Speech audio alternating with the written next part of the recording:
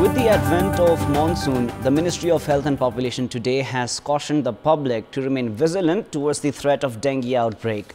The dengue virus last season had accounted for a number of deaths affecting all the 7 provinces and was dubbed the largest dengue outbreak in the country.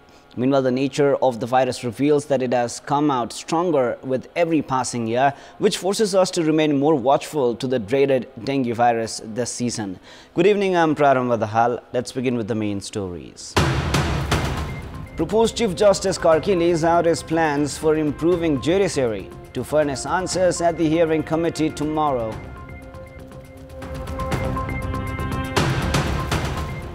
The pre-detention trial on behalf of the defendants concludes. Over 100 legal practitioners defend the alleged culprits. The government remains lackluster even as farmers fail to get market for their produce. About 40% vegetables still imported from India. And Nepal go in fact down 1-0 against the Philippines in an international friendly. Team Nepal guilty of wasting their chances. Recommended Chief Justice at the Supreme Court Hari Krishna Karki has laid out his plans at the Parliamentary Hearing Committee.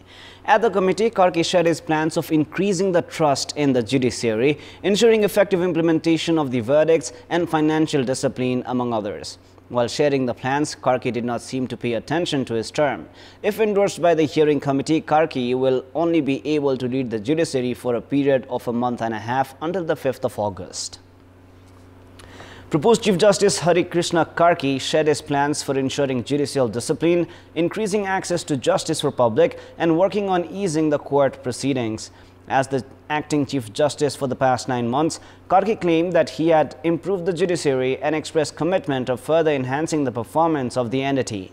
He claimed that 60% of anomalies had reduced in the judiciary because of the implementation of the lottery system for allocation of cases.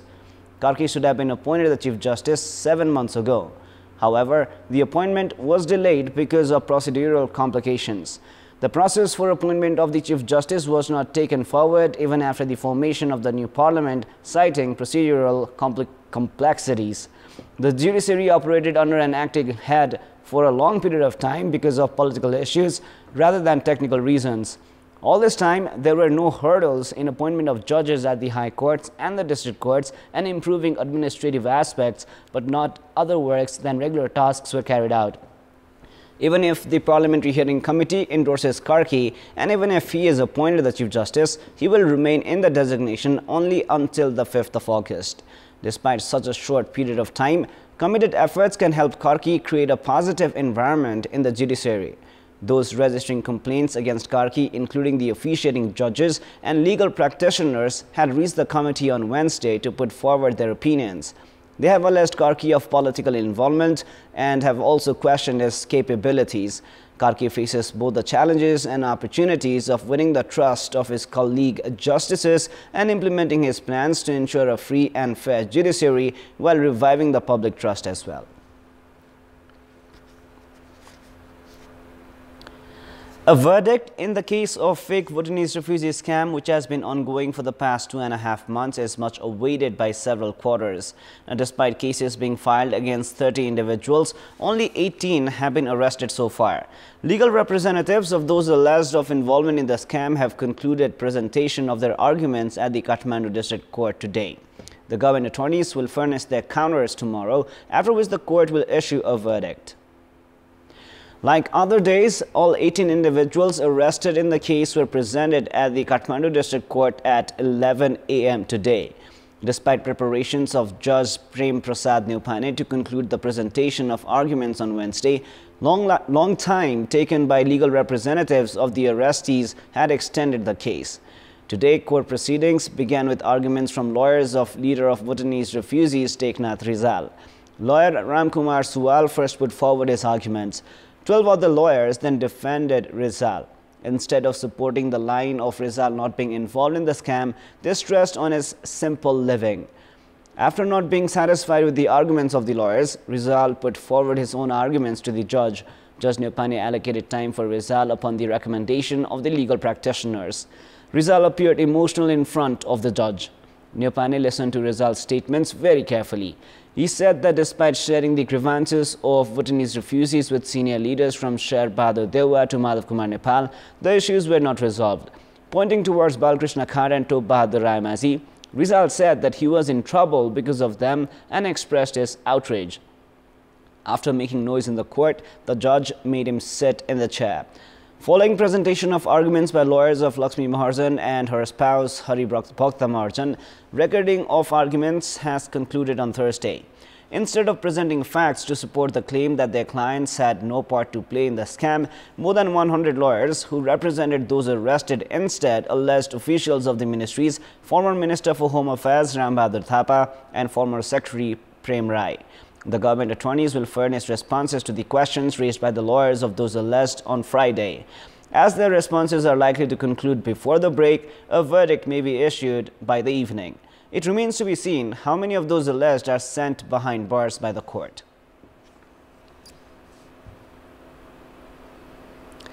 Nepali Congress General Secretary Gagan Thapa has hinted towards the requirement for an alternative to party president Sher Bahadur Dewa. During conversation with Kantipur News, General Secretary Thapa said that Congress President Dewa must resign from this post. Thapa added that he was ready to resign from the post of General Secretary if it was required to transform the party. He has also expressed dissatisfaction towards government operation. Thapa said that the meeting of the ruling alliance held in Balotar failed to make required amendments in the budget introduced by the government. Meanwhile, another Nepali Congress General Secretary Vishwa Prakash Sharma has said that internal disputes of the party must be discussed during the party's meetings. Police have arrested 8 operators and actors of different comedy shows for their involvement in the illegal use of mobile betting applications. Kathmandu Valley Crime Investigation Office has arrested the operators and actors for receiving commission to promote prohibited betting application 1xBet in Nepal. Razu Podal, known as Razu Master, who ran the Master TV, Marichman Shrestha, known as Balchi Dhurbe, who operated Halka Ramailo, and Begum Nepali, known as Vatwate, who operated Garocha, have been arrested for receiving commission to promote the 1x betting app in their shows. Pawan Khatiwada, known as Makuri, Alice Rai, who made the PK Venice prank videos, Ganesh Devkota, known as Ganesh GD, and Soros Gimire, known as Dhedu Buro, have been also arrested. It has been learned that they had received hundreds of thousands of rupees to promote 1xBet in their YouTube channels. The 1x app, which is prohibited in Nepal, is used for illegal betting in the country. Prior to this, police had arrested 5 individuals for illegal betting transactions of 740 million rupees and cryptocurrencies yesterday. Police has said that arrests have been made after discovering facts into illegal betting and transactions, while additional investigations into the matter have begun. It is now time for our segment Public Pulse, where you text us with your opinion. Public Pulse.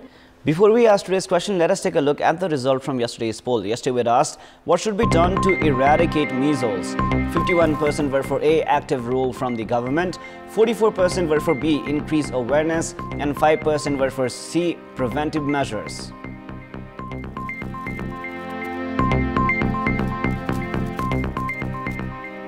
And here is our today's question.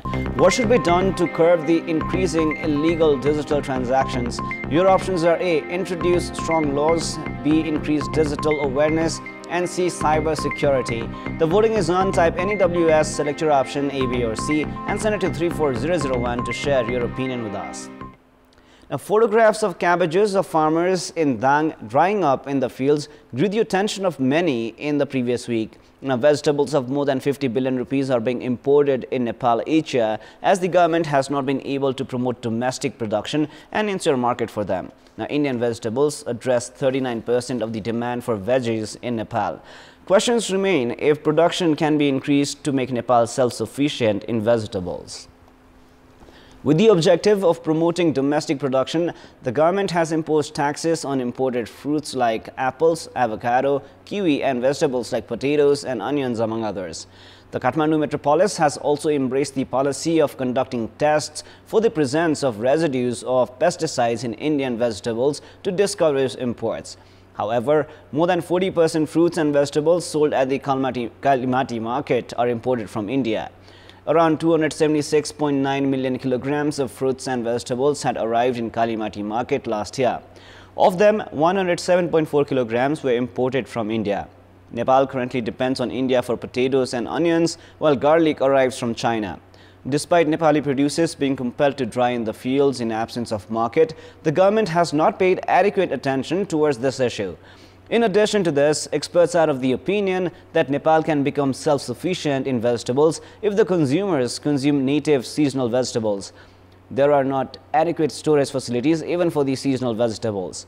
The main challenge of the hour is to find markets for the domestic products. With no direct access to the market, the farmers have been compelled to depend on middle persons, which has denied them the appropriate price for their production. While finding solutions to these issues, the government must also ensure farmers' ease in access to chemical fertilizers, seeds and the irrigation facilities. In our Public Voice segment, we have asked people in several provinces regarding access to health services for children at hospitals in their area. Let us now take a look at what they had to say. Public Voice. कुनै कुनै ठाउँमा त राम्रो छ, धेरै राम्रो पनि छ हैन, कुनै कुनै ठाउँमा चाहिँ नराम्रो पनि छ, अवस्थित छ। बालबालिकाको उपचार हस्पिटलहरुमा राम्रै भएका छन्। उपचार त अब कुनै मान्छेको त पैसा हुँदैन, कसरी उपचार गर्ने? पैसा भएकाले त राम्रो अस्पतालमा उपचार गरिराखेका छन्। जुन किसिमले उपचार हुनुपर्ने शिक्षा स्वास्थ्य त निशुल्क प्राथमिक उपचार जुन हो त्यो अनुसार पनि हुँदैन। त्यो बालबालिका सम्बन्धी उपचारको लागि खासै त्यस्तो चाहिँ उपयुक्त त्यस्तो केही पनि छैन। बालबालिकाको उपचारको लागि बढी मात्रामा भारततिर जाने गरेका छन्। हाम्रो एरियामा चाहिँ अस्पताल छैन। अस्पतालमा आउनको लागि चाहिँ अब सानोतिनो चोटपटक अब सानोतिनो बिमार छ भने मेडिकलमा ल्याइन्छ।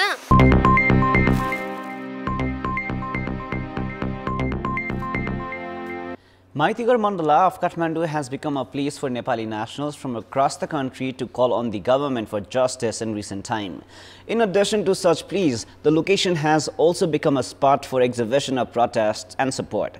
While in the past, New Road People Boat, Shanti Batika Ratna Park, Bhadrakali People Boat and Khula Manch or the Open Theatre were popular for civic discussions and protests, popularity of Maitigar Mandala has grown in recent time. Some sort of protest can be seen being held in Maitigar Mandala every single day. Until late 90s, the Maitigar area was packed with houses. Erstwhile Mayor of Kathmandu Metropolis, Keshav Stapit, demolished 22 houses of the location and gave a beautiful shape to it for the 11th SAG Summit. The same location has now transformed into a place for raising public voices.